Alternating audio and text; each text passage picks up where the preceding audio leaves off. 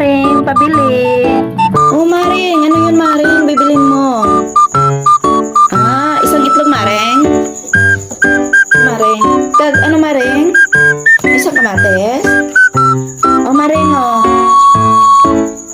Maring, naiwan ko palang pera ko. Pwede utangin ko na lang, Maring. Dalhin ko na lang dito ang bayad mamaya. Sige na, Maring. Wala pa akong binta. Ano ba yan, Maring?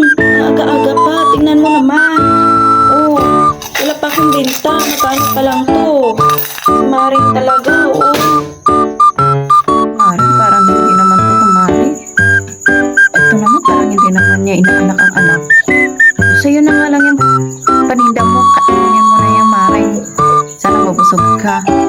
Hindi lang napautang, nagagalit na. So, inaanak ko daw yung anak niya. So, ganun pala yun. Pag inaanak natin ang anak nila, so, galit na agad pag hindi natin pinautang. Obligasyon ba natin yan na magpautang sa kanila?